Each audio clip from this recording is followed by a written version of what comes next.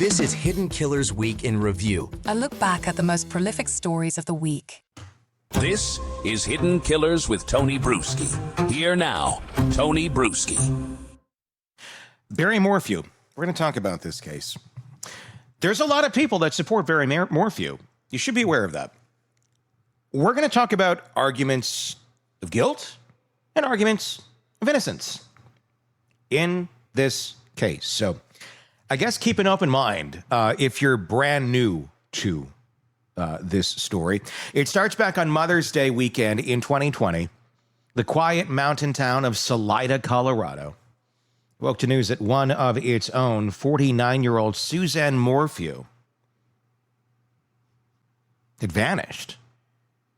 She was described as a kind, warm, and devoted mother of 2 teenage daughters. When she failed to return from what her husband said was a bike ride, a massive search effort was launched. Helicopters, drones, canine units combed the rugged terrain. And for weeks, neighbors joined law enforcement in the desperate hunt, holding on to the hope that maybe she was injured, maybe lost, maybe still alive. That hope faded as time stretched on and suspicions grew closer to home. From the very beginning, Barry Morphew, Suzanne's husband, for over 2 decades, was at the center of that suspicion. His account of events has raised questions. He said Suzanne went out for a ride on her mountain bike on May 10th and never came back home. Yet investigators almost immediately noted gaps in his story. His phone had been off during critical hours. His movements didn't fully align with what neighbors reported, and perhaps most unsettling, Suzanne's phone and personal items were later found discarded, not far from their home. In 2021, Barry was arrested and charged with first-degree murder, tampering with evidence, and attempting to influence public officials. Prosecutors painted a picture of a man desperate to control the narrative, who may have seen his marriage unraveling and chose violence over divorce. They pointed to messages suggesting Suzanne had considered leaving. They highlighted inconsistencies in Barry's explanations. For a time, it seemed the case would head to trial, but the path to justice for Suzanne was anything but straightforward. In 2022, just days before the jury selection was set to begin, prosecutors moved to dismiss the charges. They said they weren't ready. Discovery issues, particularly around key evidence, forced their hand. The court granted the dismissal without prejudice, which meant charges could be refiled later. For Barry, it was a reprieve. For everybody watching this case, it was a holy crap moment. This is what really happens when you fail at your job. It was not an exoneration, though. For Suzanne's family, it was devastating. They were left waiting again, caught between grief and uncertainty, knowing the truth was still buried. The truth didn't begin to surface until September of 2023, when search teams following up on unrelated work discovered human remains in a remote area of the county. Dental records confirmed what many had feared for more than 3 years. Suzanne had been found. Finally, there was a body. Finally, investigators could ask the medical examiner what had happened to her. The autopsy completed in 2024 delivered both answers and new questions. The medical examiner ruled the manner of death a homicide, but the cause was listed as unspecified means. In other words, there was no obvious trauma on the skeletal remains, no fractures consistent with blunt force, no bullet wounds. There was something else, though. A chemical trace found in Suzanne's bone marrow. It was a cocktail of drugs used to tranquilize animals. Drugs that, according to investigators, were not commonly available to the public. And yet, Barry Morphew had access. Prosecutors seized on that finding. They argued that Barry, who worked in landscaping and hunting circles, had a prescription for that very tranquilizer. In their view, the presence of the drug in Suzanne's remains was not a coincidence. It was evidence that he had the means, the access, and the opportunity to incapacitate her. In 2025, after reviewing the evidence, a Colorado grand jury returned a new indictment, and Barry Morphew was again charged with murder. This time, the state came to court armed with what they believed was a stronger, cleaner evidence. They emphasized not only the chemical findings, but also Barry's behavior in the hours surrounding Suzanne's disappearance. Cell phone data showing unusual activity. Times when his device went dark. Bizarre movements. Surveillance cameras from nearby businesses captured his truck at odd hours. Digital records suggested cleanup efforts. And in the background was a marriage under strain, with Suzanne confiding in friends that she felt trapped, unhappy, and she was considering leaving. But if the prosecution came back with sharper tools, the defense remained just as determined to fight. Barry's attorneys argued that the case was still circumstantial. They pointed to the autopsy report, no cause of death, only an unspecified means. They reminded the court that evidence of drugs in the bone doesn't explain how Suzanne died. It doesn't prove Barry administered them. And even if he had access, access is not the same as guilt. If you hear it's going to snow tonight and you go to bed, and you wake up in the morning and there's snow on the ground, did it snow outside? That is circumstantial evidence. If you didn't watch the snow fall from the sky, but there's snow all over the ground, did it snow last night? Well, one would believe so. I mean, unless a snow cone truck blew up, snow flew everywhere, it would look like snow cone snow, though. You'd know that. Maybe it was a ski resort, one of those things that make the fake snow for the ski resorts. Maybe that went through the neighborhood and blasted snow everywhere. Could happen. They do it in movies. Or did it snow? That's circumstantial evidence. So keep that in mind. And it's the defense's job to say, well, it could have been a snow cone machine, blew up. You can't prove it wasn't. Did you see it? And then people are really good at second-guessing themselves. Well, now that you say that, wow, maybe that's a possibility. They also underscored Barry's consistent claim of innocence. From the first day Suzanne went missing, he had told anyone who would listen that he loved his wife.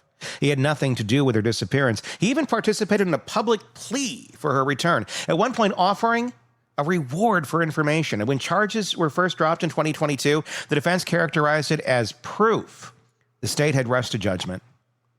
Why, they asked, should anyone believe the second attempt was any more reliable than the first?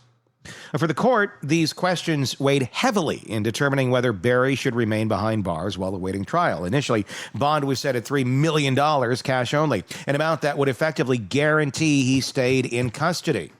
But after months of hearings, Judge Amanda Hopkins modified that order. Barry's bond was converted into a $3 million surety cash or property bond. With the help of supporters, he posted 10%, $300,000, and walked out of the Alamosa County Jail in September of 2025. He didn't walk out a free man. The terms of his release are strict. He wears an ankle monitor, subject to GPS tracking. His passport is surrendered. He cannot leave the state. No alcohol, no drugs, no firearms. His movement is restricted to court appearances, attorney visits, medical appointments. In essence, Barry's world has shrunk to the size of a county map. Every step tracked, every hour accounted for. So what does the evidence really show? On one side, prosecutors highlight a pattern that feels deeply troubling. A wife who wanted out of a marriage, a husband whose phone and truck data show suspicious gaps.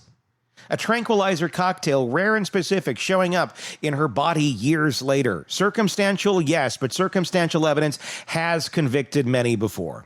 The state believes the combination of motive, means, and opportunity is enough to persuade a jury that Barry Morphew is guilty beyond a reasonable doubt.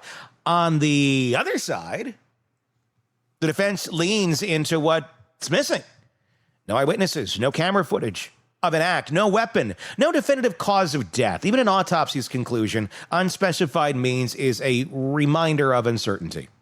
To the defense, it is impossible to convict when the very mechanism of Suzanne's death remains unclear. They argue that what the prosecution frames as suspicious gaps in data may just as easily be the quirks of modern technology. That possession of tranquilizers doesn't equal administration. The demands flaws, even marital conflict, do not add up to homicide.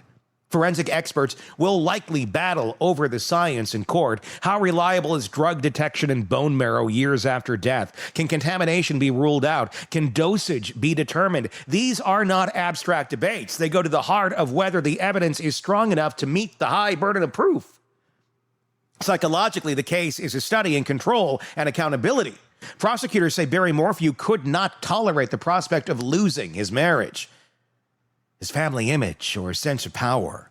They argue he took the most permanent, irreversible step to prevent Suzanne from leaving him. The defense counters that it is precisely this psychological framing, this narrative, that law enforcement wanted to believe. And in doing so, they ignored other possibilities, rushed the investigation, and misled the public.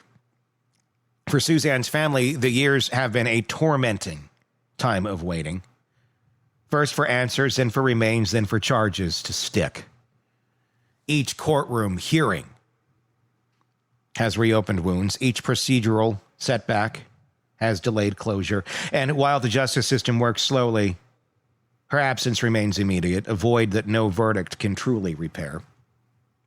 As Barry Morphew now awaits his second trial, the question is not simply whether the state can prove its case, it's whether the jury will believe that this circumstantial puzzle with its missing pieces is enough to convict. History certainly tells us juries can be swayed by patterns, by context, by what feels like the most plausible story.